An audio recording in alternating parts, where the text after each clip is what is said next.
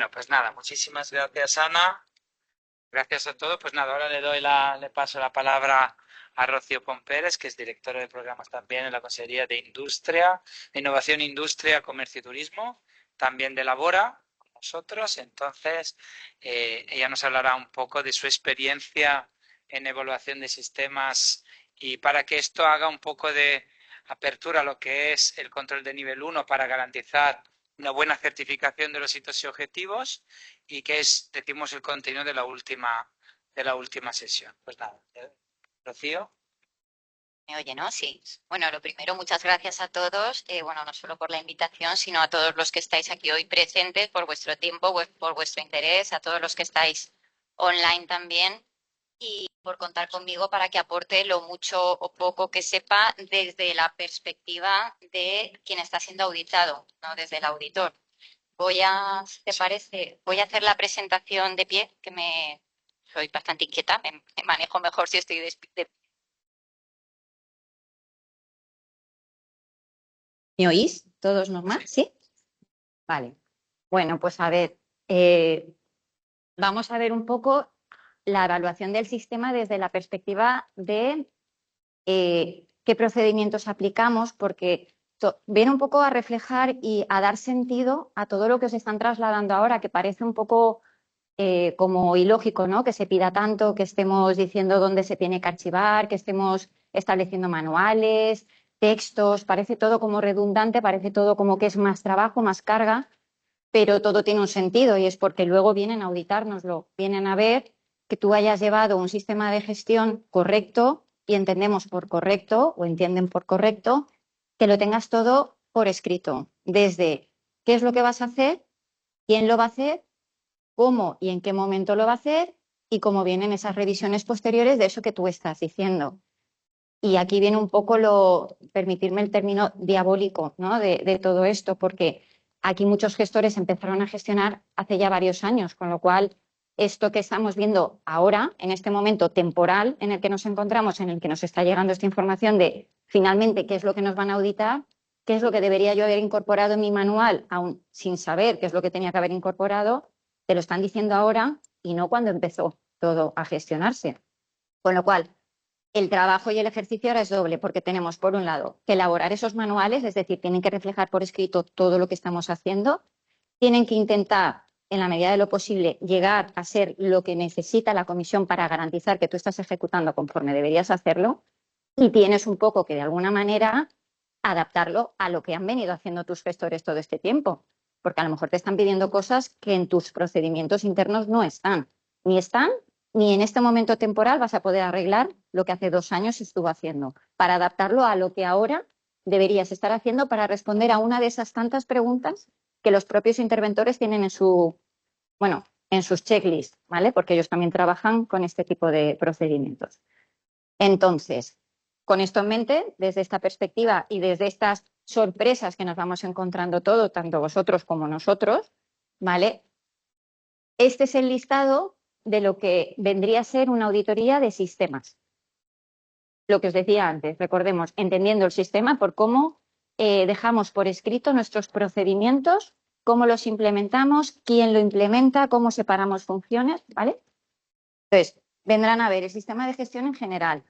Ahora entro en detalle y un poco os explico qué quiero decir ahí. El procedimiento de autoevaluación, que es algo que ya muchos conocéis, habéis pasado ya en la Consellería por los procedimientos de cumplimentación de las autoevaluaciones de la 1030, tanto los anexos 2 como los anexos 3, que al principio era como algo difícil de entender.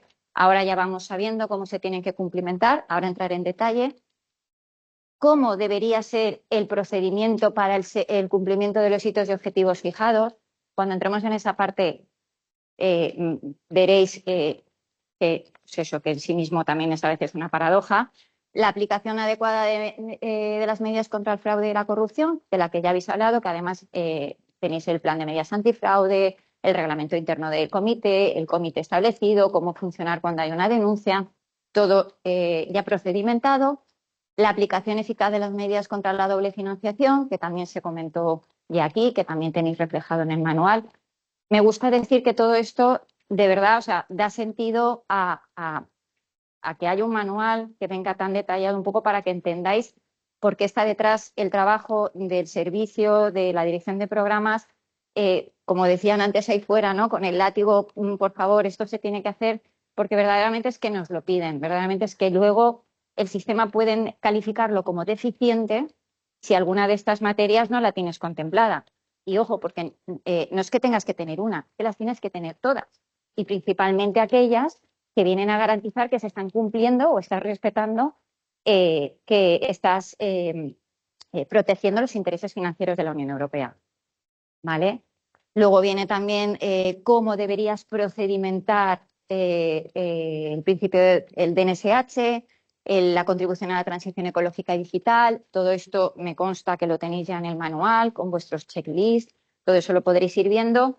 La idea es que se vayan siguiendo esos checklists, no solamente para que sea un documento que tengamos, que marcamos y que archivamos, sino que si tú estás diciendo en uno de tus apartados ese check, ok, lo tengo, tienes que tener detrás una evidencia documental.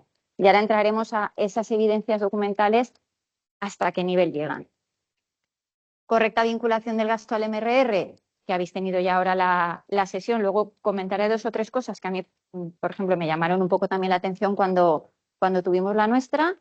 La parte de información, comunicación y publicidad, cómo cumplimos con ese requisito, más allá de todo lo que ha explicado Ivano, que está muy en detalle y lo tenéis en el manual, que de lo que te vienen a luego analizar en tu sistema, en tu procedimiento, por un lado está esa primera parte que os ha comentado él. Sí, vale, ¿cómo voy a dar visibilidad a que estos fondos están financiados por el PRTR?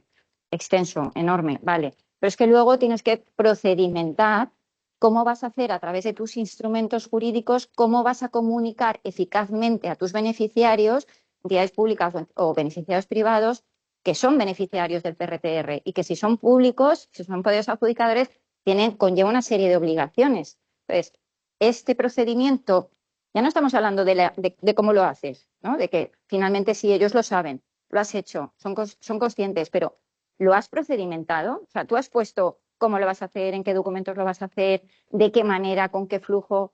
Aquí estamos hablando de eso. Es decir, todo va en paralelo. Por un lado, ¿cómo lo implementas? ¿Lo haces correctamente? Seguro. O sea, todo el mundo de manera implícita tiene un procedimiento de trabajar. Entonces, eso es lo que os venía a decir. ¿Cómo casas tu procedimiento habitual con las exigencias de lo que te están pidiendo? Y además, dejándolo por escrito, aunque te parezca que estás haciendo trabajo doble. Y por último, la existencia de una pista de auditoría adecuada. Y además de lo que ha dicho Ana, luego os diré con lo que yo me quedé un poco, porque me parece que la pista de auditoría adecuada es como un poco el hilo conductor de todo esto, ¿no?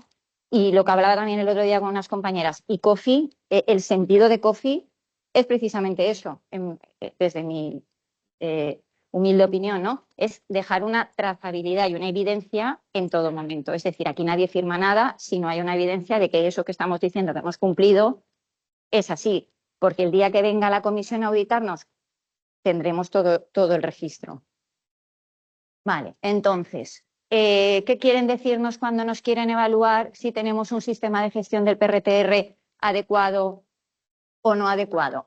Este apartado básicamente es lo que os decía, comprobar que existe, fijaros, o sea, es que no es más, un procedimiento escrito. Tienes que tener el procedimiento escrito. Parece que no hace falta, parece que da mucho trabajo, parece incluso que, ¿para qué voy a poner aquí ahora quién? Es que a lo mejor el técnico que luego me revisa la documentación va a cambiar y si lo dejamos por escrito, pues es que te lo van a evaluar, es que necesitamos tenerlo. Por eso este es un trabajo que no es en muchas ocasiones agradable ni porque tienes que pedir al servicio o al centro gestor que está haciéndolo que por favor haga ese ejercicio de delimitar funciones, asignar responsabilidades. De quién va a subir esto a COFI, pues es que si he dicho que vas a ser tú el que lo suba a COFI, tendrás que hacerlo y tendrás que dejarme luego una evidencia documental y me la tendrás que dejar en el sitio en el que hemos dicho en el procedimiento que lo tenemos que dejar. Aunque vayamos con prisa, no lo puedo dejar en el escritorio, no, lo tendré que dejar en la carpeta específica que me han dicho, porque así es como lo estoy diciendo. Esa es otra de las cosas que nos decían. No nos vengáis con manuales que sean fusilados de otros manuales para cumplir el expediente, porque lo que tenemos que ver es que lo que decís es lo que estáis haciendo. Y eso te lleva a otra paradoja, porque tú tienes que decir lo que estás haciendo, no vale decir un manual cualquiera, sin embargo, cuando tú en tu manual de lo que estás haciendo no dices algo de lo que deberías estar haciendo, Entonces es una deficiencia porque no lo estás haciendo, ¿vale? Bueno, aquí en la parte del sistema de gestión, comprobar que existe un procedimiento escrito de las entidades ejecutoras e instrumentales, ¿vale? Para la gestión adecuada de los fondos. Y esto también conlleva lo que ya os adelantaba, que haya unos recursos humanos asignados y una separación de funciones. La existencia del personal en los distintos niveles y para las distintas funciones de la gestión del MRR. A mí me gusta mucho toda la terminología esta porque cada frase que leéis, o por lo menos a mí esto me ocurre, cada frase que leo no es la frase en sí misma, o sea, no sabéis la de cosas que hay detrás. O sea, cuando ya estás detrás y te están auditando y lees cada frase que te parece, bueno, pues aquí, es decir, dentro de los hitos y objetivos que me han asignado, con mi organigrama, ¿qué centro gestor está llevando cada cosa? ¿No? La cosa no se queda ahí. Es existencia del personal en los distintos niveles y para las distintas funciones de gestión del MRR.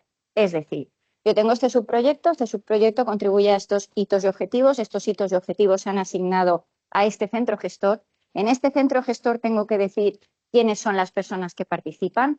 De estas personas que participan diré cada una de ellas qué funciones tienen dentro de los principios transversales del PRTR, ¿vale? Y luego diré, además, el flujo del trabajo entre ellos y con el nodo superior. Es decir, quién hace cada cosa y a quién se la manda para revisar. Quién lo revisa, deja evidencia documental, a quién le responde con que lo ha revisado y quién lo sube luego. Hasta este nivel tienes que tener contemplado en tu manual de procedimientos. Esto nos lo están pidiendo ahora, insisto mucho en esto, en este momento temporal de gestión del PRTR en el que ya estamos prácticamente todos certificando. ¿Vale? Cuando un manual de procedimientos entendemos todos que es algo que te va a ayudar a gestionar, no que tienes que hacer cuando ya llevas tiempo gestionando. Por lo tanto, por eso es tan importante la colaboración para definir lo que verdaderamente tenemos, cómo con lo que tenemos, porque además, si nos pusiéramos a gestionar de esta manera, o desde el principio lo hubiéramos hecho así, hubiera hecho falta una consellería entera para poder desagregar en todos los niveles las funciones de todo lo que hay que hacer y poder dar cuenta de todo lo que luego tienes que dejar evidencia, rastro y todo lo que has tenido que ir redactando. Vale, luego otra cosa que también, por ejemplo, a mí me gusta mucho. No solamente este organigrama, estas funciones, ¿vale? Sino conformación adecuada y suficiente. Conformación adecuada y suficiente relativa al MRR. ¿Qué se entiende por adecuada? ¿Qué se entiende por suficiente? Y más, ¿qué formación adecuada o suficiente había en el momento en el que empezó a gestionarse el PRTR? Para todos esos centros gestores que ya iniciaron toda su actividad y que ahora están pudiendo acceder a formación del PRTR. Que todavía estamos haciendo, muchos estamos haciendo formación de aspectos muy básicos como puede ser el manejo de COFI. Entonces, ¿qué se entiende por formación adecuada y suficiente relativa al MRR? Pues bien, sabed que este es otro de las cuestiones a las que tienes que responder, que tienes que acreditar y que te van a valorar. Y a la consellería, pues también. Cumplimiento del principio de separación de funciones entre las entidades ejecutoras, instrumentales, los órganos responsables y los órganos gestores. Todo esto es terminología de la gobernanza del PRTR, pero al final lo que te viene a decir es que me esté preparando el informe, que justifique que estoy cumpliendo el hito y objetivo porque tengo, yo qué sé, 130, yo hablo de la parte de industria, 130 pymes que han sido beneficiarias de la subvención, que esa persona que lo está justificando no sea la misma que se lo pase a la firma al nivel superior para certificar. Alguien tiene que haber entre medio, tiene que haber una separación de funciones. Claro, la línea que separa, por ejemplo, una dirección de programas que nos encontramos dando apoyo al órgano gestor para que pueda cumplir con sus obligaciones y nos encontramos dando apoyo a las subsecretarías para que sepan cómo tienen que hacer eso, ¿dónde está este límite de la separación de funciones? O sea que no es tan fácil casar lo que te piden con lo que tienes. Y ahí la dificultad que haya que hacer un ejercicio real de sentarse con cada centro gestor y ver quién puede asumir todas estas funciones para poderlo dejar definido y dar cierta garantía, o debería ser toda la garantía, de que hay una separación de funciones y que quien finalmente llega a firmar ese certificado, que es para todo lo que lleva COFI, o sea, para que tú finalmente firmes un certificado que se genera en la propia aplicación, sea con garantías de que esa documentación que estás aportando es la correcta, ¿vale? Y que te la han revisado distintas personas. No hay una única persona que ha cogido, hecho el informe, te lo ha subido, te lo ha puesto y solo tienes detrás a una persona, ¿vale? Por último, comprobar que existe un procedimiento escrito. Estamos aún en el punto 1, ojo, luego. Comprobar que existe un procedimiento escrito en las entidades ejecutoras, entidades instrumentales participantes para registrar en el sistema de información de COFIN. Vale, porque además de tener tu procedimiento, es decir, de ese seguimiento de hitos y objetivos, de tu tramitador de subvenciones, tu herramienta informática que utilices, ¿no? De ahí tú sacas tus datos, ves cómo vas evolucionando, cuántos beneficiarios tienes, ¿no? Tú vas haciendo todo tu contraste de información, tienes tus reportes y eso es lo que estás plasmando en tu procedimiento. Pero es que aunque parezca de perogrullo, lo que también tienes que tener es un procedimiento, como os decía, para saber quién va a ser la persona que va a ir cargando cada uno de esos documentos. ¿Quién lo ha elaborado? ¿A quién se lo pasa? No puedes decir, tienes que ser coherente, no puedes decir un técnico que, por ejemplo, no tenga un rol de editor en COFI. ¿Quién va a subir la documentación? Quien tenga el rol de editor. ¿Quién va a pasar esa documentación al siguiente nivel para que lo revise y lo valore? Todo esto también hay que dejarlo reflejado en el procedimiento. En cada uno de los apartados que os voy comentando, os voy dejando los artículos en los que se basa y por qué están evaluando esto de esta manera. Y luego también comentar que el hecho de no tener un procedimiento escrito, porque tener un procedimiento escrito en sí mismo no es una deficiencia, pero como es algo que van a evaluar desde las auditorías, desde la intervención, es algo que al final, en última instancia, vas a tener que hacer. Consejo, cuanto antes te pongas, antes lo tendrás mejor definido. Es cierto que muchas veces al final no puedes porque la gestión ordinaria te quita tiempo, el dar respuesta a cada uno de esos pequeños apartados que, como veis, son frases que conllevan detrás muchísimo trabajo, un montón de trabajo. El mero hecho de quererte poner a dar cumplimiento al punto número 1 te impide poder ponerte con los siguientes apartados. Por lo tanto, aquí hay mucho campo de mejora, mucho trabajo a hacer y poco a poco vas cumpliendo. Es difícil coger y sacar un manual que digas, me quedo tranquila, lo estoy cumpliendo todo. Siempre va a haber algo que puedas mejorar. Y ya desde la lógica, siempre va a haber algo que no habrás contemplado por el mero hecho de que la gestión del PRTR se va aprendiendo sobre la marcha. Es que ni los propios ministerios saben cómo va a ser el procedimiento de certificación hasta que no se ven con el agua y dicen, vale, aquí hay que certificar ya, ese es el documento de síntesis que me vais a tener que cumplimentar todos y te explican brevemente cómo tienes que hacerlo. Ahora estamos viendo cómo se certifica. Ahora es cuando podemos incorporar en nuestros manuales un apartado que ya nos están evaluando de si es deficiente o no mi manual, porque lo contemplo o no lo contemplo, cuando ni tan siquiera desde el Ministerio nos han sabido decir cómo lo vamos a hacer. Vale. El procedimiento de autoevaluación, como sí que creo que lo habéis trabajado bastante, voy a ir rápido, pero aquí también me gustaría hacer hincapié en una cosa, por lo menos desde el lado en el que yo estoy, y seguro que algún gestor con los que yo trabajo se alegraría mucho de que hiciera este comentario en público, porque tenemos que cumplir la normativa, ¿no? O sea, sí que estamos obligados a cumplir la normativa en todo. Sin embargo, nos van a evaluar, fijaros, para la cumplimentación del anexo 2B1, 2B2, 2B3, 2B4, 2B5 y 2B6, que os he puesto aquí una imagen, ¿no? Vienen así, están graduados de una 4. Además, nos dice en la orden 1030, se ha estimado pertinente concretar unas referencias, ¿no? Porque toda la normativa del PRTR, cuanto menos es algo vaga, o sea, se queda a veces que no sabes cómo implementarla, se tiene que complementar con manuales, con guías, ¿no? Pero lo que sí que es un real decreto es esto. Una orden ministerial es esto, la 1030, y te dice, se ha estimado pertinente concretar unas referencias. Ya no estamos partiendo de una obligación, son unas referencias. Y te dice, el anexo 2B2 se verificará, la auditoría te dice, se verificará la correcta realización de la autoevaluación y la razonabilidad de las respuestas proporcionadas. Si nos vamos a cumplir la normativa en todo, lo cumplimos en todo. Aquí me piden una razonabilidad. Aquí me están pidiendo en un campo, en algún sitio, que justifique la razonabilidad. No. Los anexos 2 vienen graduados del 1 al 4. Si fuéramos estrictos, no tendríamos que aportar aquí ninguna razonabilidad, pero te la van a pedir. Por lo tanto, cuanto antes empieces a transponer estas tablas en un Excel y tus centros gestores empiecen a cumplimentar la razonabilidad de las respuestas, mejor, porque al final te lo van a pedir. Pero no es incongruente, no tiene sentido. En unas cosas sí que nos ceñimos a la norma y en otras pues vamos más allá, ¿vale?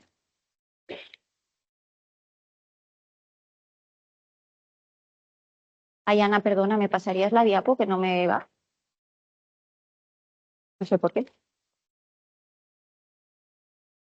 ¿Y si le doy hacia allí? Vale, el apartado 3, seguimiento al cumplimiento de los hitos y objetivos fijados. La primera parte son las 4 partes que van a evaluar dentro de este requisito clave 3, ¿vale? De cómo has hecho, bueno, has hecho no, cómo has procedimentado, cómo vas a hacer tú, entidad ejecutora o entidad instrumental, el seguimiento del cumplimiento de los hitos y objetivos fijados, ¿vale? Lo primero que te van a mirar, si el procedimiento de desagregación, entendido como definición y planificación, es el correcto, sigue las especificaciones de la metodología, etcétera. Lo segundo que te van a evaluar, si el procedimiento que has previsto, siempre hablamos de procedimientos, por lo tanto, aunque nos decían al principio, el hecho de tener un manual escrito no es algo que sea una deficiencia, pero es que luego toda la auditoría va en línea con tu procedimiento escrito. Procedimiento previsto para el seguimiento de ejecución y previsiones trimestrales. La entidad ejecutora, la entidad instrumental, ha seguido las instrucciones recibidas por la Secretaría General. Procedimiento previsto para la emisión del certificado de cumplimiento. Estas auditorías de sistema ya llevan meses en marcha. Ahora estamos sabiendo cómo se certifica. ¿Cómo voy a prever? Bueno, sí, podría incorporar en mi manual las 4 cosas. Va a haber un documento resumen de cumplimiento, va a haber un documento de síntesis asociado al mecanismo de verificación. Puedo poner 4 cosas, pero puedo poner 4 cosas. No sé cuál es el procedimiento, no sé cuáles van a ser los flujos, no sé qué documentación me va a pedir, ni de qué manera, ni si voy a tener que emitir el certificado y se lo paso a mi subsecretaria, me lo firma y lo subo, o es que antes quiere verlo el ministerio. En fin, todo esto se ha ido viendo sobre la marcha. Procedimiento establecido para el análisis y seguimiento de la posible reversión. Otra cosa que también te pedían que tuvieras en el manual. ¿Cómo voy a prever? Es la primera vez, ¿no? Porque esto es algo que ya se habrá comentado en este foro. El PRTR es una nueva forma de gestión a través de hitos y objetivos, consecución de hitos y objetivos. No estamos ciñéndonos al gasto, sino que estamos intentando conseguir, por ejemplo, que 20 personitas caminen debajo de la sombra y así contribuimos a la sostenibilidad medioambiental.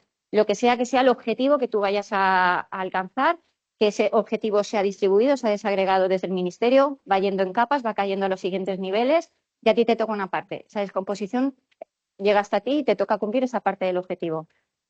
¿Cómo puedo prever que se pueda producir esa posible reversión?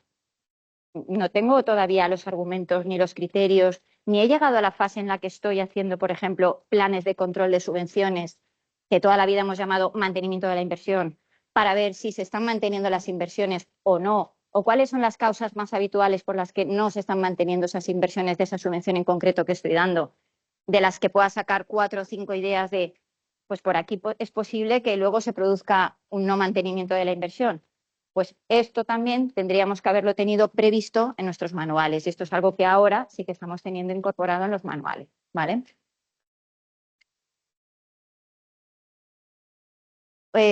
No sé si entrar mucho, no sé cómo vamos de tiempo, pero bueno, dentro del apartado 3 de esta línea secuencial que os he mostrado, ¿vale? Que un poco está pensada en cuanto a cómo decimos así por hablar, cómo pintas en Coffee tu subproyecto, ¿vale? Toda la parte de la definición, en realidad no es más que tú pongas por escrito, independientemente de que ya haya un manual de Coffee, que te lo diga y que te lo explique, tú tienes que poner por escrito cómo has hecho ese procedimiento de definición de tu subproyecto en Coffee, dado un componente, dado una medida, dado una inversión, en qué hito y objetivo crítico participo. Todo esto al final, esa definición es cómo has cumplimentado la parte de Coffee, ¿no? Pero después de la planificación, después de la definición ya viene la planificación. En la planificación es cuando tú ya entras a cada anualidad, ¿no? Y en cada anualidad de ese subproyecto, que por así decir, sacar casa te ha venido dada, tú tienes tu subproyecto, tú tienes tu contribución a la transición ecológica y digital, al etiquetado verde y digital, tu submedida, ya sabes de la parte que te han asignado de recursos económicos lo que tienes que poner, el total, pero luego ya viene tu planificación anual, es decir, qué actuaciones tienes con el presupuesto que tienes en cada año, ya viene tu desglose, ¿vale? Aquí tienes que, en la parte ya, aquí, ¿vale? Para cada anualidad se determinan los elementos definitorios, las actuaciones, si se descompusieran actividades y tareas. No voy a entrar mucho en esto porque al final esto es tenerlo reflejado en el manual y tenerlo reflejado conforme se haya hecho en relación con todo lo que ya hemos visto anteriormente de cómo tienes que asignar estos repartos. O sea, ¿quién al final te ha cumplimentado COFI? Tendrás que asignarlo en cada subproyecto con el rol de esa persona dentro del organigrama, ¿vale? Todo esto que te vas a dejar por escrito tiene que tener coherencia. Lo que os decía antes, no vas a decir que lo ha hecho el técnico tal si el técnico tal no tiene ningún rol dentro de COFI ni como editor ni como nada. Las reglas de la desagregación. Y luego, por ejemplo, una cosa curiosa, o a mí me lo pareció, tú tienes que tener incorporado en tu manual, o sería conveniente porque es una de esas otras cosas que también se valoran, si existen criterios para resolver posibles discrepancias que se produzcan en el proceso de validación de la desagregación. Que lees esto y dices, realmente qué tengo que hacer aquí? Bueno, pues esto es, si existen criterios para cuando tú estás definiendo un subproyecto, que ya estás poniendo tu actuación, tu año, esas dudas que nos surgen a todos en COFI, tú tienes que tener reflejado en tu manual, tendrías que haber previsto que tenías que dejar puesto en tu manual qué va a pasar cuando yo tenga una duda y no sepa cómo cumplimentarlo y cómo hacer esta definición. O cuando yo considere que estos créditos me llegaron en el año 22, aunque saqué la convocatoria en el 23 y yo considero que lo tengo que poner, las discrepancias, ¿vale? ¿Cómo se dirimen las discrepancias? ¿Qué criterios existen? Pues entiendo que los criterios imperarán los criterios de la entidad decisora, que son los que en definitiva me tienen que decir si el resto de comunidades autónomas lo están poniendo en el año en el que reciben los créditos o los están. Pues hasta este nivel son cuestiones que te plantean. Si tú no lo has puesto en el manual, bueno, sí, pero es que el manual de procedimientos de la entidad no refleja cómo se resuelven las distintas posibles discrepancias que puedan surgir. ¿Qué criterios aplica? No los he puesto porque si no los tengo, porque es la entidad decisora la que finalmente va a venir a decirme cuál es el criterio que va a resolver esta discrepancia, no creo que sea algo que se deba incorporar. Pues parece que sí, tengámoslo todos en cuenta. Modificación de la definición. Esto va más allá. Esto ya es una parte de COFI de cómo tienes tú, si ya has definido el subproyecto, tu procedimiento tiene que incorporar. Si ya he definido el subproyecto, ya he definido la planificación, ¿qué procedimiento tengo que hacer si, aun habiendo resuelto la discrepancia, cojo y pongo el dato donde no toca? Tengo que hacer una modificación. ¿Cómo recoge tu procedimiento? ¿Cómo lo vas a hacer? ¿Quién va a recibir esa información? ¿Quién se va a responsabilizar de esa modificación que se queda registrada en el sistema? ¿Vale? Una vez defines todo el proceso, porque además este proceso viene definido en COFI, en el manual. O sea, el manual te dice, tú avanzas de estado, lo tienes en borrador, cumplimentas los datos, avanzas de estado, lo pasas a invalidación, de invalidación tu nodo superior lo pasa al siguiente, en revisión, y le llega a la bandejita de la entidad decisora, ministerio responsable, ¿no? Y dices, bueno, pues fenomenal, es el ministerio responsable el que al final lo tiene ahí, el que va a decir si lo tengo bien o no lo tengo bien. Bueno, pues supuestamente tenemos que prever en nuestro manual también, tenemos que tener recogido qué ocurre o cómo lo vamos a resolver si, aun habiendo aprobado el ministerio, es decir, tu subproyecto se encuentra en estado revisado, ¿cómo vas a qué procedimiento vas a seguir para la modificación de ese supuesto subproyecto revisado que ha de ser modificado? Pues estaremos a lo mismo, estaremos a lo que diga la entidad decisora. Esto es algo que parece como más de lógica, pero es algo que no debemos olvidar, que también van a venir a preguntar y que debemos recoger en nuestros manuales de procedimientos. Me vuelve a pasar lo mismo.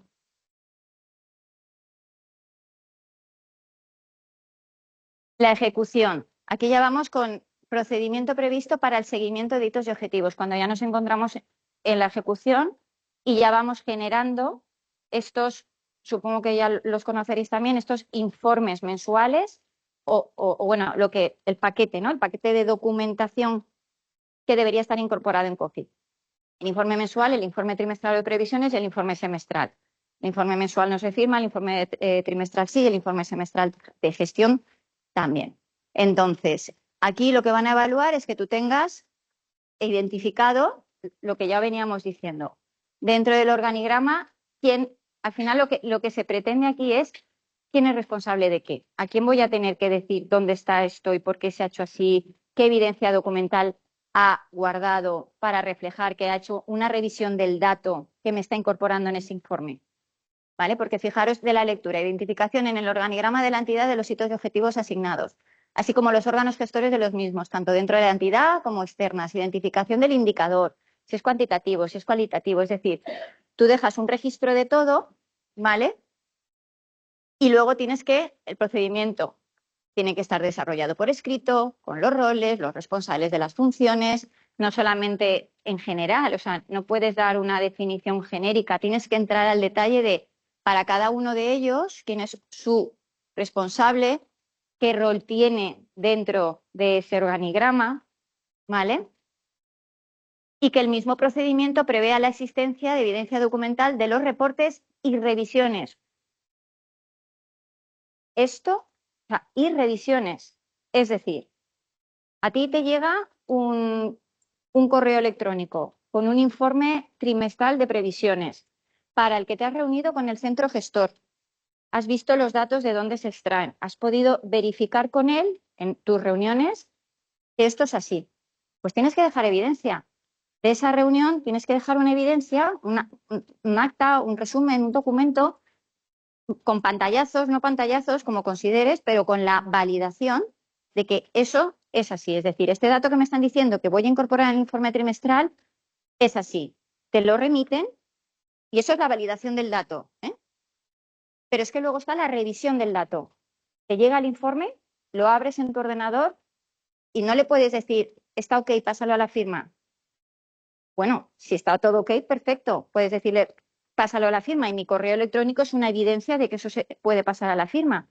Pero si tiene cualquier cosa que modificar, tienes que hacer una evidencia documental de qué es lo que tiene que modificar. Tienes que hacer una revisión y dejar por escrito qué has revisado y qué es lo que se tiene que modificar.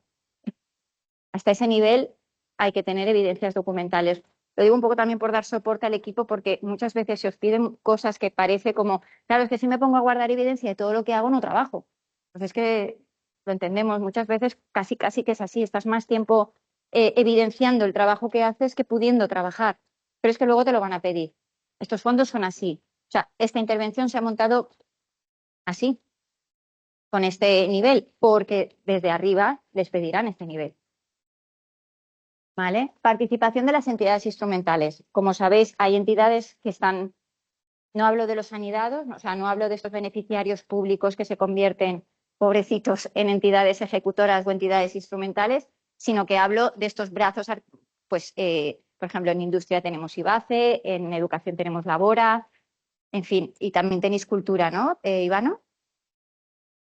Hay que dejar también una trazabilidad por parte de ellos, de la misma manera que estoy diciendo para la entidad ejecutora, esto es permeable, va bajando, o sea, como por así decir, ¿no? O sea, el huerto sigue bajando hacia abajo y todos tienen las mismas obligaciones y al mismo nivel de detalle.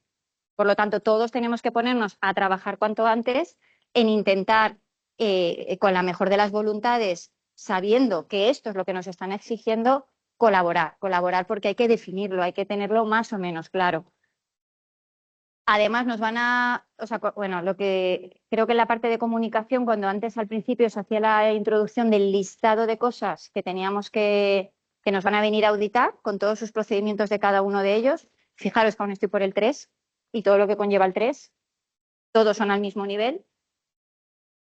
Pues os decía, con la parte de comunicación, hay una parte muy importante de comunicación que todos nos olvidamos porque, claro, nos fijamos en la parte de la visibilidad, ¿no? De que se visibilice que esto está financiado con el PRTR. Pero luego hay una parte muy importante, que es la parte de la comunicación a nuestros beneficiarios o nuestros instrumentales, ¿vale? Perdón, he dicho beneficiarios, pero no quería decir beneficiarios, con nuestras entidades instrumentales, ¿vale? También tenemos una parte muy importante de nuestros beneficiarios, pero es que aquí con los instrumentales también es muy relevante dejar claras cuáles son sus obligaciones y cuáles son sus derechos. Por lo tanto, aquí también van a evaluar si estás haciendo una comunicación eficaz a tus entidades instrumentales de que estás trasladándoles todas las obligaciones y que esas obligaciones a su vez tienen que trasladarlos a los siguientes niveles. ¿Vale?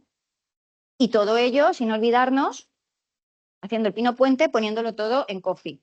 Todo además tiene que venir reflejado en COFI.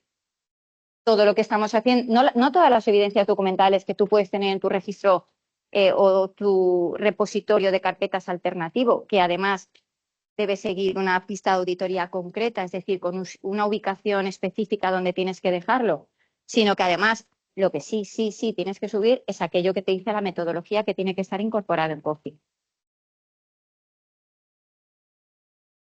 Sigo con el 3, el 3.2. Ahora ya vamos a la parte de, dentro de ese informe, los 3 informes, mensual, trimestral de gestión, el trimestral o de previsiones, que se llama, de previsiones, tú haces una previsión, ¿no? Entonces, ¿qué pasa cuando hay desviaciones de lo que tú prevés? Pues entra otra vez esta misma rueda de evidencias, revisiones, periodicidad. Tienes que tener unas acciones correctoras y preventivas. No vale, todos pensábamos que sí, pero no vale que tú tengas en tu informe de previsiones trimestral cuáles son esas posibles desviaciones en las que te vas a encontrar y cuáles pueden ser las posibles medidas correctoras. Eso se firma, se sube, se cuelga en COFI, se supone que si está en COFI ya da traslado a la entidad o nodo superior. Pues tú tienes que tener, además, en tu procedimiento previsto, si se identifican desviaciones, cuáles son esos posibles riesgos de incumplimiento, si se establecen medidas correctoras o preventivas, y aquí vamos a lo gordo, ojo, si se prevén herramientas de cómo vas a hacer el seguimiento de esas medidas correctivas, quién va a hacer el seguimiento de esas medidas correctivas dentro del organigrama, dónde está, cuál es su función, con qué periodicidad va a revisar esas medidas correctivas, cómo va a evaluar si esa medida correctiva además está cumpliendo con el fin para el que se propuso. Todo eso lo tienes que tener previsto en tu procedimiento. Si no es en un manual genérico, tienes que tenerlo establecido como en un documento aparte en el que tú puedas ir haciendo ese control de esas posibles desviaciones. Eso, además, comunicándolo a la entidad decisora. Y como os decía, esta palabrita que es que parece tan poca cosa, revisiones realizadas. O sea, que no vale con hacerlo, sino que además tienes que tener algo que justifique que todo eso que estás diciendo en tu procedimiento que se va a hacer, alguien lo está haciendo y además tengo la prueba de que lo está haciendo.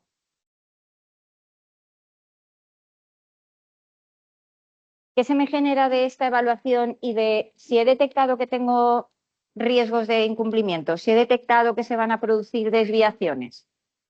¿Qué tendríamos que tener en este mundo idílico que intentamos un poco llegar a tener, ¿vale? O que trabajamos para tener? Tenemos que tener un plan de acción. O sea, estas revisiones que hacemos de estos informes de previsiones o de este seguimiento del cumplimiento de hitos y objetivos, si nosotros estamos detectando que estamos teniendo desviaciones, generamos nuestro documento en paralelo, que es un registro en el que vemos de cada subproyecto qué órgano gestor lo tiene, a qué CID contribuye, cuánto nos estamos desviando del cumplimiento del objetivo. Además, tendríamos que tener algo que defina en nuestro procedimiento cómo vamos a evaluar esas desviaciones. Es decir, si yo hago un catálogo tipo semáforo, si se me produce una desviación que yo considero que es un nivel, una graduación de nivel, pongamos color verde, no implemento plan de acción. Si en base a mi mecanismo establecido de evaluación de mis posibles desviaciones yo considero que esta graduación es en naranja, entonces sí voy a implementar un plan de acción que conlleve estas y estas tareas, que implique a este y a este centro gestor, que me va a hacer esto con esta periodicidad. Y si me da una banderita roja, pues entonces voy a hacer una revisión mensual. En fin, lo tienes que tener establecido. Tienes que disponer de este procedimiento que te va a controlar el plan de acción que vas a implementar y puedes seguir tu plan de acción, ¿vale? Que es la parte de cómo lo sigo, la monitorización y análisis. Es decir, dentro de los propios planes de acción que están trabajando sobre las desviaciones que has encontrado, cómo trabajas de las propias desviaciones que vas detectando de tu plan de control. Además, tu plan de control también, bueno, he usado la palabra plan de control, pero aquí estamos hablando todavía del plan de acción. Este plan de acción, además, debe reflejar posibles incumplimientos, riesgos de incumplimiento, que lo vas a dejar en el procedimiento cuando es un incumplimiento parcial o total, es algo más sencillo, lo dejas en tu procedimiento incorporado, que se va a proceder con el reintegro de la parte, con intereses o no, en función de si cumples o no el objetivo. Esa parte es más sencilla, pero ¿qué pasa con esos riesgos de incumplimiento por imposibilidad? Entendiendo imposibilidad por ejemplo, una mala definición de esa desagregación que hizo el Ministerio a la hora de asignarte un hito y un objetivo al que tenías que llegar. Pues los centros gestores entendían que el foro correcto era en el que se trasladó estos incumplimientos por imposibilidad, conferencias sectoriales, reuniones técnicas, reuniones con el Ministerio. Pues no, pues más allá de que tú lo hayas podido trasladar, la manera correcta de dejar la evidencia de que tú tienes un riesgo de incumplimiento y tu entidad decisora lo sabe, es dejarlo en tu plan de acción, porque has detectado a través de tus mecanismos de detección de desviaciones que vas a incurrir en un incumplimiento por imposibilidad. Acabando ya con el 3.3, vamos a la parte del certificado de cumplimiento, que aquí ahora además es donde nos encontramos un poco todos los gestores, ¿vale? Ahora es cuando viene el agobio, vienen las prisas, porque obviamente, como dirían mis hijos, no teníamos claro qué es lo que nos iban a pedir. No sabíamos exactamente, como os venía diciendo, qué margen de plazo nos van a dar, desde cómo vamos a tener que aportar la documentación, fíjate, qué columnas va a tener el Excel del documento de síntesis para ir preparando la documentación que yo luego voy a incorporar, ¿vale? Pues todo esto no lo sabíamos, pero tu procedimiento debería haber incorporado ya cómo va a ser el procedimiento para la emisión del certificado de cumplimiento o el documento resumen de cumplimiento, ¿vale? Entonces tendrías que tener una breve descripción, tendrías que tener, pues eso, reflejado que vas a tener el progreso de indicadores, bueno, tienes que tener la actuación ya en estado revisado, en fin, una serie de aspectos que ahora no quiero entrar mucho en detalle porque ahí sí que va con lo que ya sabemos a fecha de hoy, a explicaros un poco más en líneas generales lo que parece ya que hemos aprendido, ¿no? O sea, que hay cierta documentación que como nadie nos decía nada, íbamos colgando en documentos anexos en todos los... Sabéis que COFI tiene un apartado de documentos anexos a nivel subproyecto, a nivel actuación. Como no sabíamos exactamente dónde iba cada documento, pues a cholón los íbamos metiendo en todos los apartados de documentos anexos y íbamos incorporando toda la documentación justificativa. Pues ahora por fin, porque COFI todo lo que ha venido a hacer es que lo tengas todo organizadito precisamente para esto. O sea, todo el fin es tener un certificado de cumplimiento que se genera automáticamente desde la plataforma y que lo que tú estás diciendo ahí es así. Es decir, tú esos datos los has validado, alguien por debajo te los ha validado, alguien que te los ha validado tiene su evidencia de que lo ha hecho y por eso ese dato está ahí. Y por eso nadie toca el dato, sino que se genera automáticamente porque se nutre de la información que tú has provisto al sistema. ¿Vale? Y ahora es cuando por fin estamos empezando a ver cómo hasta hace 4 días no podíamos hacer el progreso de indicadores en COFI.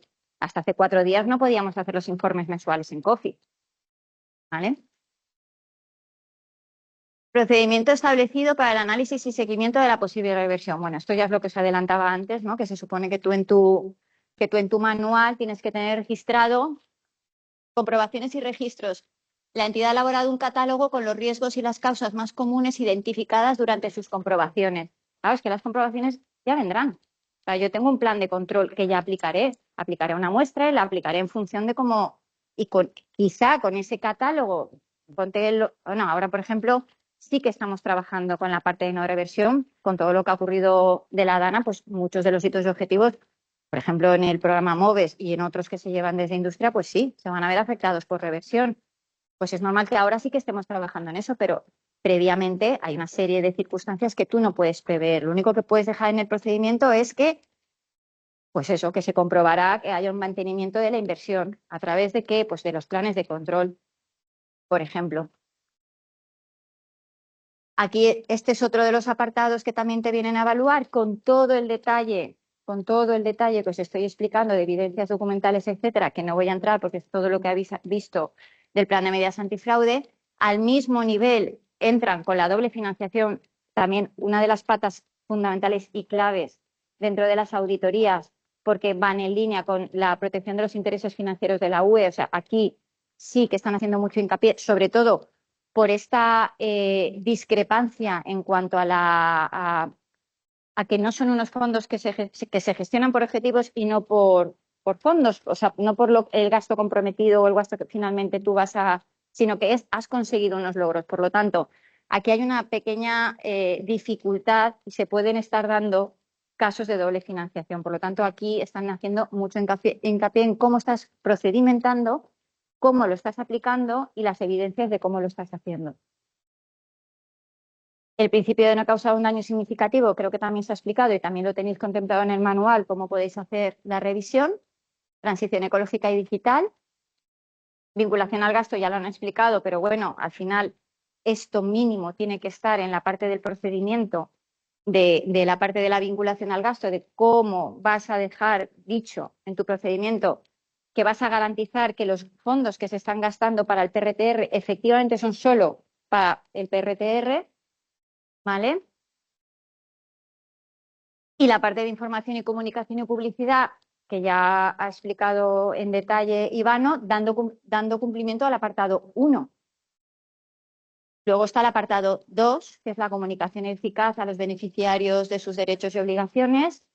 Luego está la comunicación eficaz a los contratistas y subcontratistas de sus derechos y obligaciones, es decir, todo lo que tú estás teniendo que hacer tienes que trasladarlo, tienes que garantizar que esa comunicación es eficaz, es decir, no puedes decir es que se lean la normativa, si es que eso ya lo tienen que saber, ¿no? Tienes que comunicar eficazmente todos esos derechos y obligaciones y lo mismo para las entidades ejecutoras instrumentales, para aquellos que tienen que mediar un instrumento jurídico que refleje todas esas obligaciones y todos esos derechos y además que se acepten.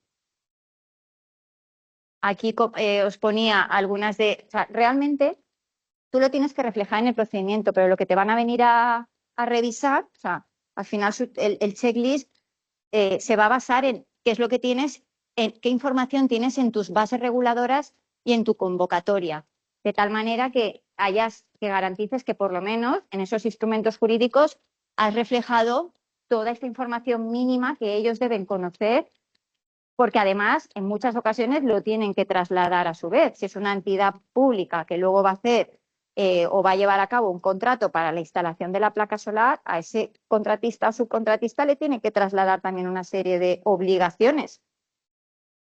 Pues te vienen a revisar estas bases reguladoras y convocatorias, pero tú, en tu procedimiento, tienes que incorporar, porque es lo que os digo todo el rato, en paralelo, o sea, por un lado lo que haces, lo estamos haciendo muy bien, lo estamos dejando en las bases reguladoras, seguramente lo estamos dejando en las convocatorias, es decir, el procedimiento implícito se está llevando a cabo, pero lo tienes que pasar a un documento a negro sobre blanco. Y por último, lo de la pista de auditoría, que también es otro requisito clave que os comentaba que es fundamental.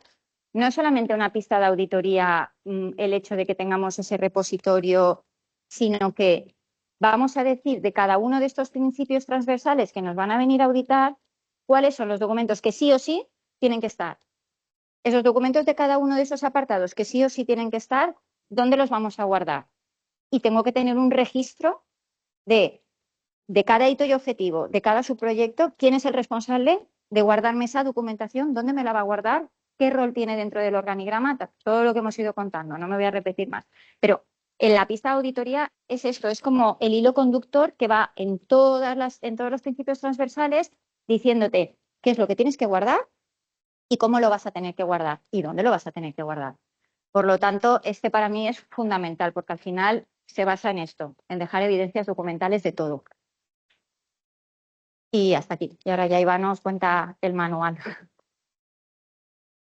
Bueno, gracias, Rocío. No sé si hay alguna duda o pregunta para ella, por favor. Tanto aquí como online. Si queréis, mientras tanto. levantar las manos.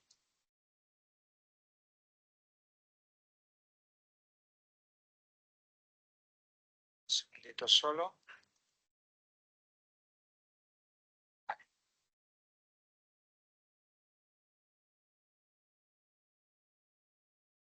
Bueno, si no hay preguntas online, no veo a nadie que haya levantado la mano aquí. Bueno, no sé si estáis asustados, cansados, asustados, vale. A ver, lo bueno es que a todo esto, bueno, en el manual hemos intentado, dentro de la medida de lo posible, poco adelantarnos a todo esto. Esto no quita que decimos que en una situación optimal de cogobernanza también interna nuestra de la consellería, ¿vale? No, ¿cómo decir? No intentemos, un momento que voy a compartirlo con online, ¿vale? No intentemos adelantarnos, ¿vale? Estos tipos de preguntas en las auditorías y en todo lo que pueda ser, decimos, ahora la fase de control, ¿no? Una vez que ya tengamos las ayudas en marcha y que estemos un poco llevándolas a cabo, pues como todos sabéis, pues vamos a llegar a una fase de justificación y control, ¿vale? Pues la última parte de esta sesión, la segunda parte de esta sesión, efectivamente la hemos enfocado un poco eso, al control de primer nivel. ¿Vale? Como os dijimos ayer, hay diferentes tipos de controles de primer nivel que se prevén dentro del sistema de gestión y control del PRTR. Esto se ha definido por el Estado, por la AGE. Y como aquí os he puesto un poco las que son las bases de este control, ¿no? Sí que vamos a utilizar un modelo tradicional de gestión y control presupuestario, lo hemos visto, hemos tenido a las compañeras esta mañana, a través de NEFIS, a través de la contabilidad separada, para respetar, por ejemplo, lo que dijo ayer Ana, ¿no? Un poco el principio de evitar la doble financiación. También se ha puesto en la legislación del sistema de control, la orden 1030 y 1031 sobre todo, se ha reforzado lo que es el mecanismo de control externo separado, la separación de funciones, sobre todo reforzando lo que es la función interventora y los informes de bases reguladoras y mesas con un enfoque muy europeo, ¿vale? Dentro de lo que se puede. Y también a nivel de Estado se ha creado una estrategia de auditoría, ¿no? Esta estrategia de auditoría que prevé que la IGAE, ¿vale? La IGAE que se ha creado dentro de la IGAE una oficina específica para que pueda llevar todas las auditorías de los desembolsos. Y ayer hemos visto cómo se reparten los hitos y objetivos, pero luego también reportamos si antes de solicitar España un desembolso a la comisión, pues se audita por la IGAE, ¿vale? El año pasado tuvimos aquí al jefe de la IGAE, a Javier Font, que nos presentó todo el sistema. Pues este año vamos un poquito más a lo nuestro, ¿no? ¿Cómo lo garantizamos dentro de esta consellería? Y ahí, para seguir, pues eso, se ha reenfocado el modelo de auditoría para cubrir las expectativas de la comisión. Eso, se auditan hitos y objetivos, también se controlan las medidas para evitar el fraude que hemos hablado, ¿vale? Y la doble financiación, y sobre todo la legalidad y regularidad del gasto, ¿vale? Esto es lo que el sistema quiere cumplir, que la comisión ha pedido. ¿Cómo se hace? Pues nos han dado indicaciones, se dan indicaciones de que hay que distinguir tres tipos de niveles de control. Tenemos el nivel 1, con el control interno del órgano ejecutor, que es lo que hace el servicio de coordinación como unidad de apoyo y control, y por otro lado la unidad de seguimiento del PMA, ¿vale? Ahora lo veremos en detalle. Los sistemas de información de seguimiento y gestión, base de datos, etcétera, etcétera. Y las medidas antifraudes, que hemos hablado. Todo esto es el nivel 1, lo que en casa, los deberes que tenemos que hacer en casa. Pues ya tenemos dos niveles más, el 2 y el 3, donde están todos una serie de organismos externos a los gestores, como el control jurídico y el control de intervención, la Red Flex y la autoridad de control, que es el Servicio Nacional de Control Antifraude, para la parte antifraude, y luego tenemos ya el nivel 3 con la IGA, las intervenciones generales, que es lo que un poco nos ha presentado Rocío desde el punto de vista pero del auditado, ¿vale? De las comunidades autónomas, y luego la colaboración con otros posibles auditores privados cuando esto sea necesario. Pues todo esto lleva a una pirámide de controles que van desde el nivel 1, que es lo que vamos a garantizar en esta consellería, y os vamos a explicar cómo, y está en el manual, hay una sección sobre esto. Obviamente, teniendo en cuenta que luego hay unos organismos, he dicho, una unidad de apoyo y control, que es el servicio, más la unidad de seguimiento y control del PMA. Para estas dos partes, a nivel 1, vamos a trabajar así. ¿Por qué? Porque tenemos que garantizar que se apliquen los principios, ¿vale? Por parte de los gestores, de las direcciones generales y de los servicios. El nivel 2, control interno de órgano independiente, pueden ser también el comité antifraude, las intervenciones, etcétera, etcétera, que velan para que se cumplan estos principios. Luego el nivel 3, que son auditorías y controles ex post, que comprueban la efectiva aplicación de los principios. Entonces tenemos el IGAD, SNK, la ONA, Sindicatura de Cuentas, ahora tenemos en marcha una fiscalización, el Tribunal de Cuentas Europea y el OLAF. Y hemos tenido también una del Tribunal de Cuentas del Estado este verano. Como veis, es un sistema muy completo, corresponde a la filosofía de los fondos europeos, pero bueno, en ello estamos también para emerger. A nivel nacional, ¿qué nos va a controlar todo? Pues es lo que he dicho, el IGAE, la Intervención General de la Generalitat, el Tribunal de Cuentas y la Sindicatura de Cuentas. Ellos son los que tienen que detectar que si en España el sistema de gestión y control que se establece funcione, ¿vale? Entonces, que no se nos extrañe que igual en una misma ayuda pueden intervenir 2 o 3 instituciones o 3 o 4 en 4 ayudas o en partes de las ayudas, porque cada uno lleva su plan. No hay un plan coordinado de auditoría, hay una estrategia. Por el plan, luego cada una de las instituciones a su nivel y dentro de su ámbito de competencia, pues realiza sus auditorías. Así que preparémonos para fuegos de todas partes. Y luego ya a nivel europeo. Entonces ya hemos visto a nivel nacional, a nivel europeo tenemos la Comisión que audita los desembolsos y también revisa los mecanismos de verificación. El Tribunal de Cuentas, the Court of Auditors de la Unión Europea, la Oficina Antifraude para la parte antifraude, que es el OLAF, y luego la Fiscalía Europea, o EPPO, ¿vale? Que es una nueva institución que lleva unos años, que también, sobre todo, tiene muchísima competencia en lo que es decimos, el control de los fondos europeos. ¿Cómo funcionan las auditorías? ¿Vale? Hay, decimos, diferentes tipos que se pueden distinguir, como os he dicho, ¿no? Básicamente en 2 niveles, nacionales y europeos, ¿vale? Empezamos por los nacionales. Se pueden editar, como ha dicho bien Rocío, ¿no? El personal, las cuentas, los procesos y los sistemas. Por eso hemos empezado por eso, para que todo tuviera un poco de sentido. Para el personal, lo que os ha dicho la compañera, suficiencia, adecuación, formación, cuentas, ingresos, gasto, transferencia, pagos, contabilidad, gestión separada, procesos, la tramitación, comprobación, cumplimiento de normas, transparencia, sistemas, aplicaciones, trazabilidad, tramitación electrónica, todos los sistemas de control.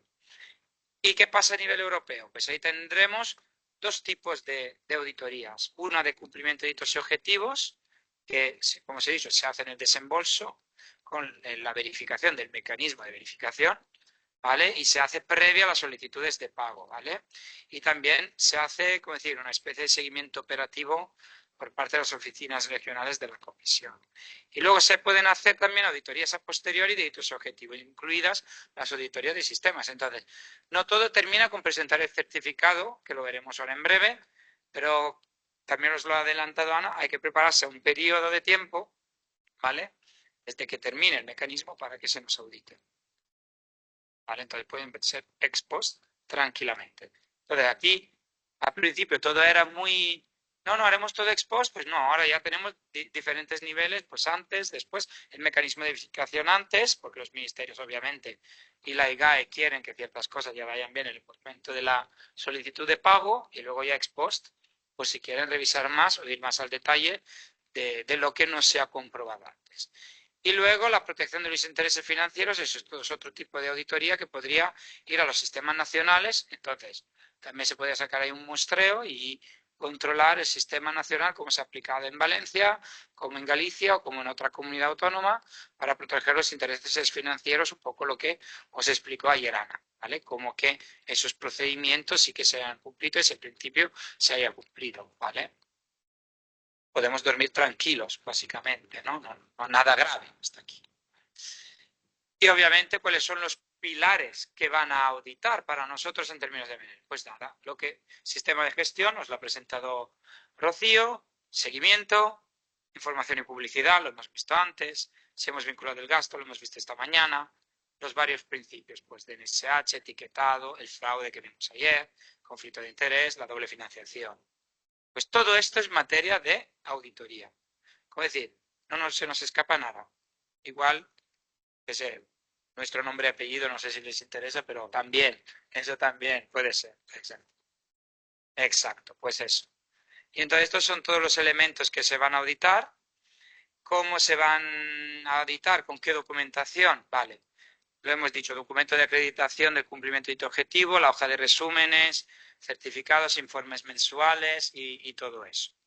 Y el informe de gestión semestral y todos los documentos que hemos ido viendo poco a poco.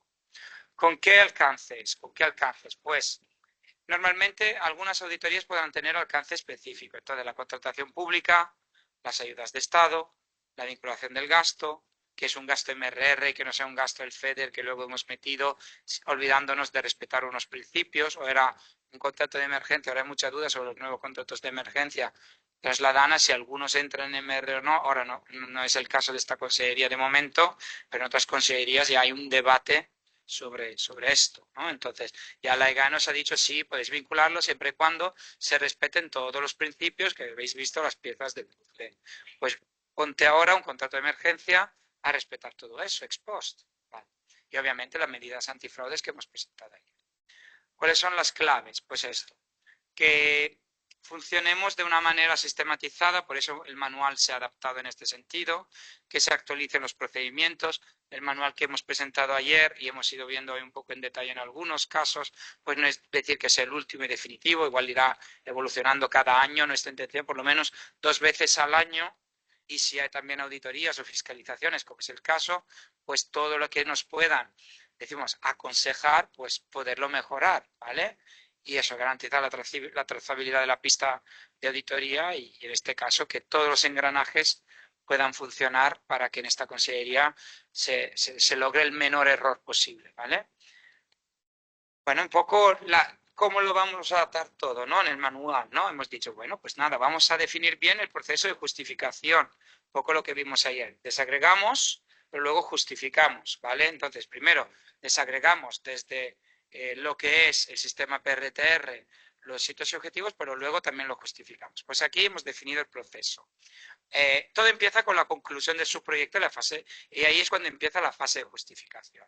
Entonces, para cumplir con el principio de hitos y objetivos, pues es muy probable, ¿vale? Es seguro que la entidad decisora correspondiente, el ministerio correspondiente, nos pide un documento de síntesis, ¿vale? O una memoria, lo que pueda ser, y una serie de documentos anexos, y que todo esto se suba a COFI con esta memoria descriptiva o DCR, ¿vale? Una vez que todas las actuaciones de su proyecto hayan terminado, ¿vale?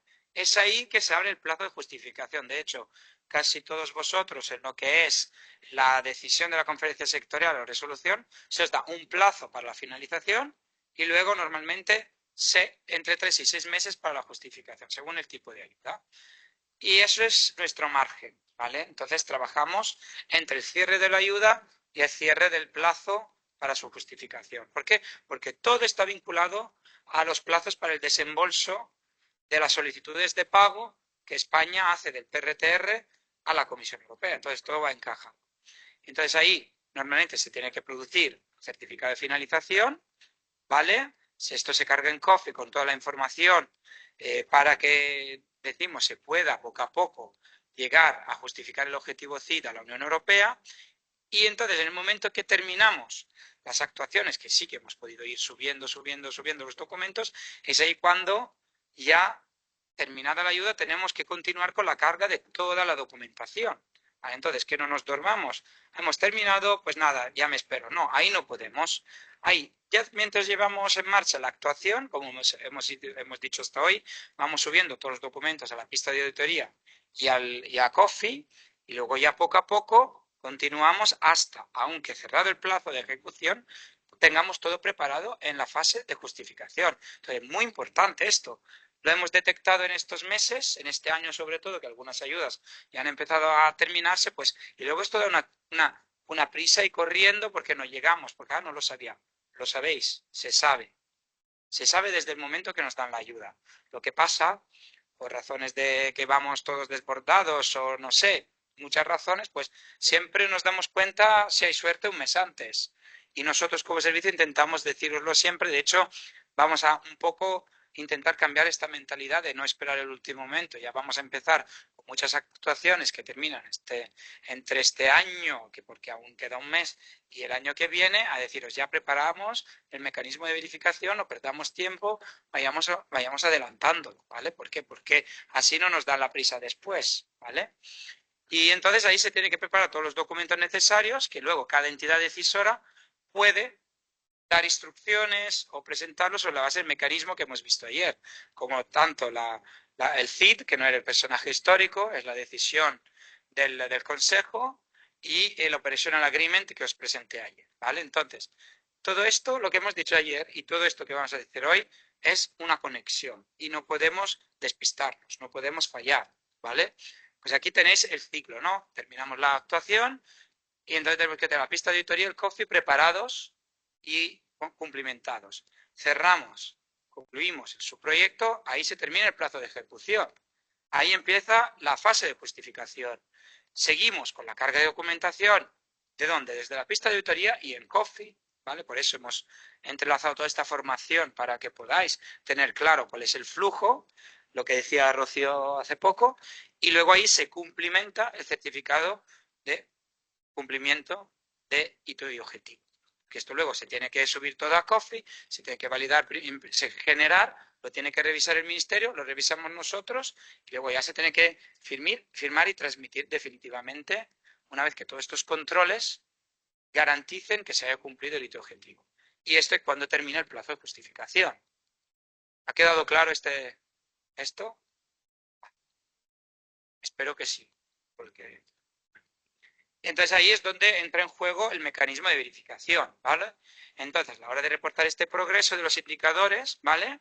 Para garantizar que hemos logrado el objetivo CID, pues ahí se termina y tenemos que tener los documentos acreditativos o listos, el mecanismo de verificación, o claros cuáles sean. Si el ministerio no nos ha dado indicaciones, muchas veces nosotros como servicio lo hemos detectado y hemos preguntado, hemos pedido, solicitado.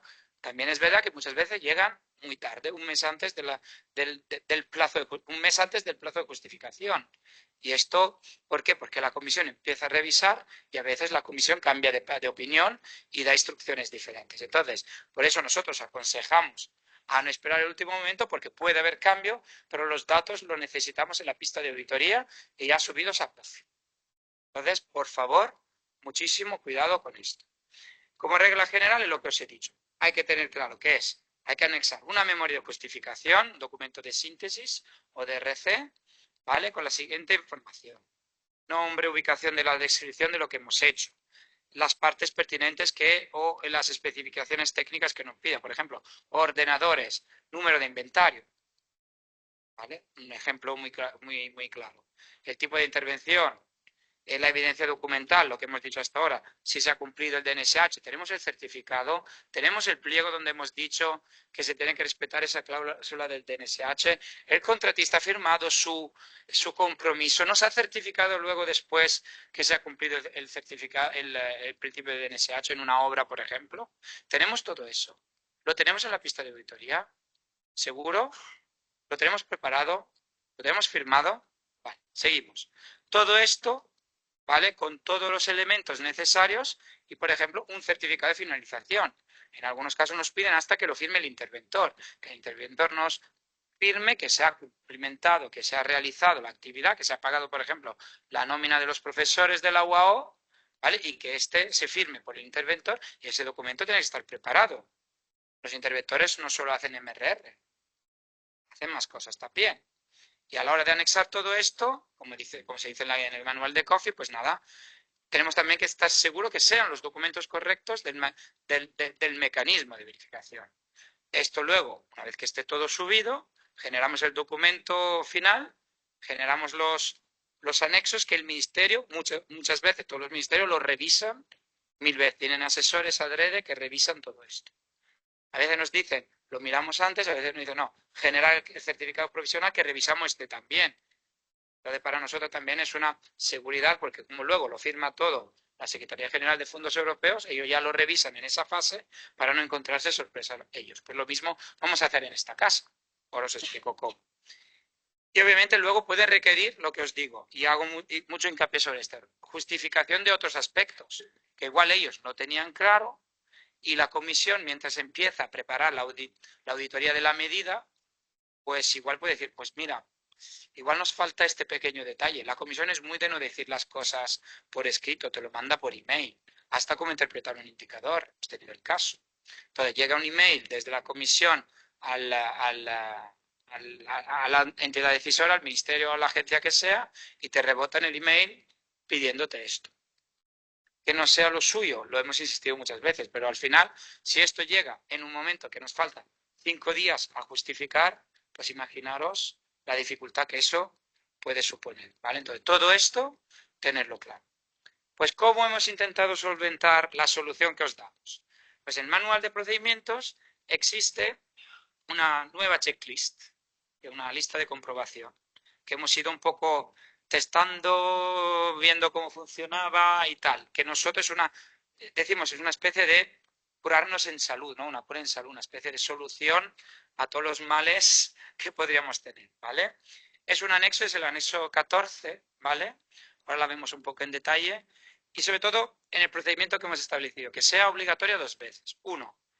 Una vez por lo menos durante la ejecución de la actuación y antes de que se termine, para ver, como que nos haga una especie de, nos toma la tensión para ver si efectivamente cumplimos con todo, los principios y las obligaciones, y luego una segunda vez obligatoria, cuando haya terminado la actuación, ¿vale? Y antes de subir el mecanismo de verificación y preparar el certificado de cumplimiento. Entonces, es como tomarnos la tensión, ¿vale?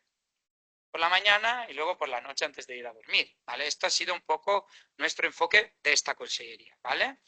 ¿Por qué? Porque como la firma tiene que ser de la subsecretaria, pues hay que garantizar que todo esté en su sitio, como hemos dicho, y que respete ciertos criterios. Lo habéis visto y escuchado hasta ahora. Entonces, para poder estar todos seguros, a ver, no es como decir, es una especie de auditoría interna, pero también es una manera de que todos estemos seguros que lo estamos haciendo bien, ¿vale? Si queréis, voy rápidamente a enseñarosla, ¿vale? Para que veáis los apartados que lleva. La tengo ya preparada. Aquí está. ¿Vale? Vamos a verla un poco por grandes bloques. ¿Vale? Y espero que la veáis todos, tanto aquí como online. Voy a hacerla más grande, ¿vale? ¿No se ve online? Ahora. Vamos a pasar online también. Vale, ya está. Ahora se debería de ver. Pues como veis, aquí está, hay que rellenarla. Bueno, ahora la veis en PDF, pero la subiremos en estos días a la página web en Word rellenable, ¿vale? Como os he dicho, si es el control de actuación o su proyecto anidado, también vale por los anidados, ¿vale? Si es durante la actuación, ¿vale? O si estamos ya en fase de cumplimiento de hitos y objetivos, entonces antes de preparar el mecanismo de verificación y subirlo. Pues nada, se identifica componente, inversión, subproyecto, poco todos los datos que hemos ido viendo, ¿vale? La dirección general y el director general. Esto se firma al máximo nivel de cada órgano de gestor interno, ¿vale? ¿Qué elementos vamos a controlar? Pues el control de las actuaciones, su proyecto para la gestión de los principios, lo que hemos dicho, que se cumpla con todo, ¿vale? Normalmente donde veis que hay un enlace, ¿vale? Es que o ya está hecho por nosotros, por el servicio de coordinación, ya se ha asegurado que se cumple ese principio, entonces simplemente es sí, ¿vale? O, por ejemplo, en el caso de las DACIS, que ya estamos viendo que algunos no tenían DACIS, pues nada, tener claro cuando hagáis la primera toma de tensión, ¿vale? Que si no lo habéis hecho, pues hay que hacerlo. Y ayer os explicamos el porqué, ¿vale? Que se haya hecho la autoevaluación, los test de DNSH, que se haya hecho la estructura, un poco lo que ha dicho Rocío, se haya desagregado el indicador, etcétera, etcétera, ¿vale? Toda la parte, decimos, previa a que la actuación funcione, ¿vale?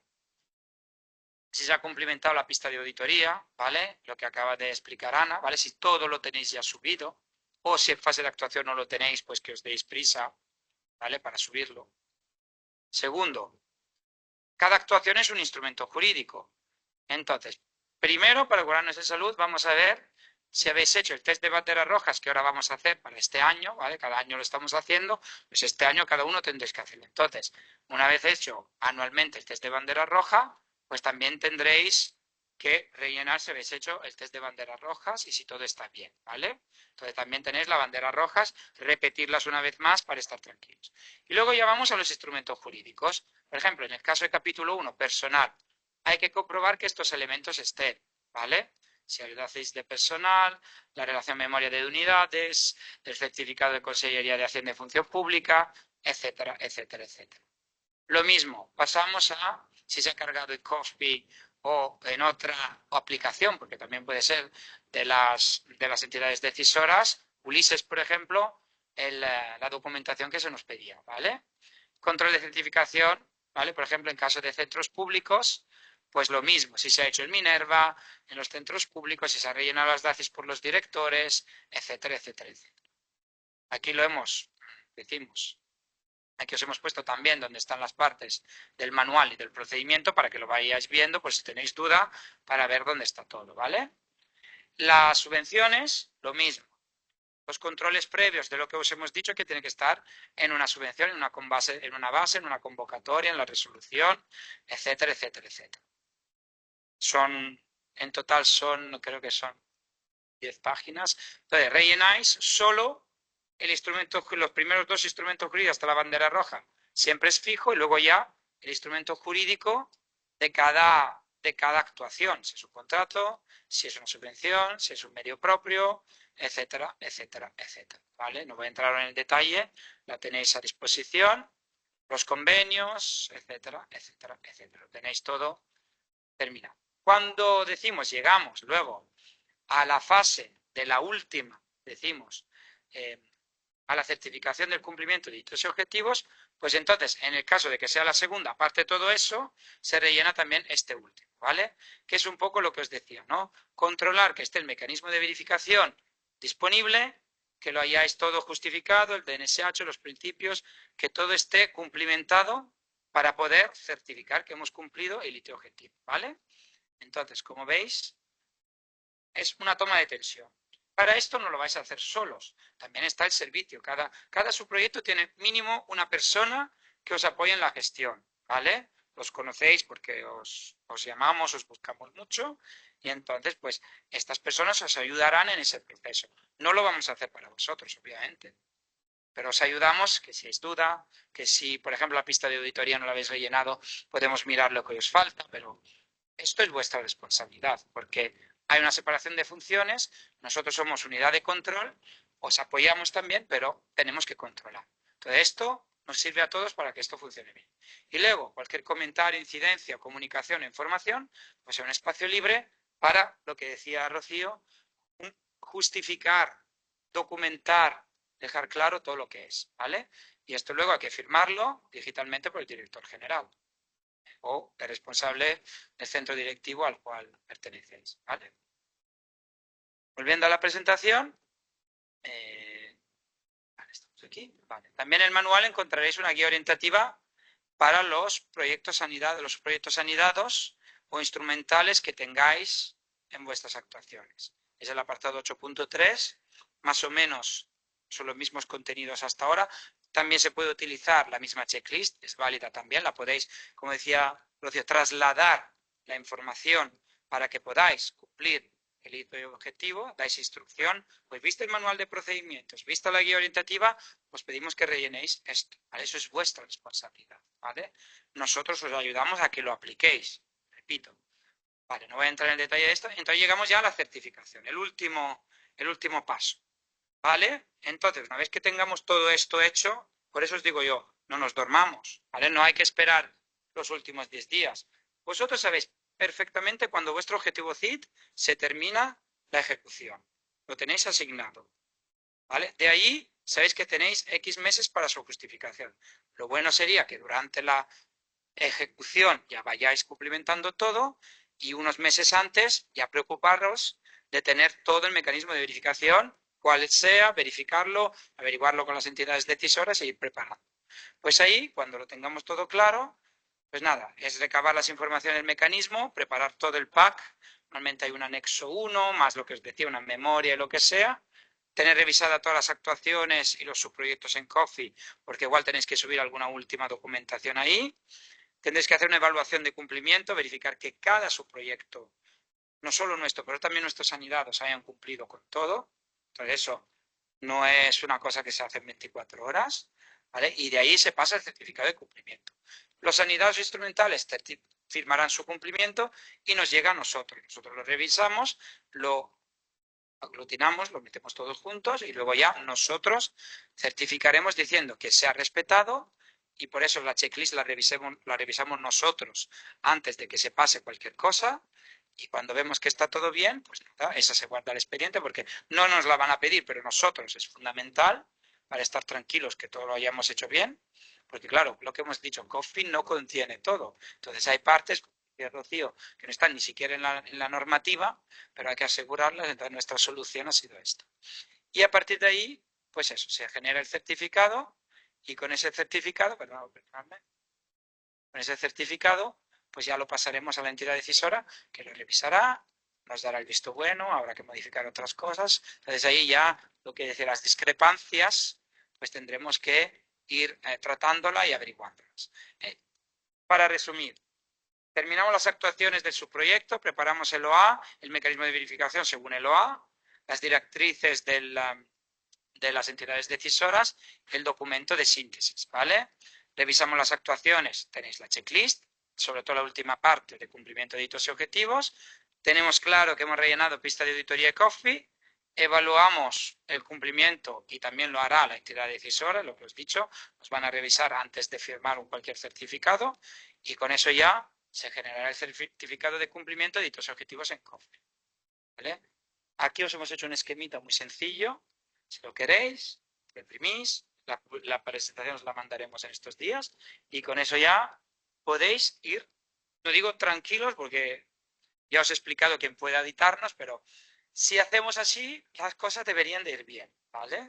Porque todos, como estamos aprendiendo, hasta los auditores y hasta la comisión. Entonces, cualquier duda tenéis a disposición el servicio, nos tenéis todos a disposición y con esto nada. Paso la palabra a la... No sé si hay alguna duda o pregunta antes, no sea online.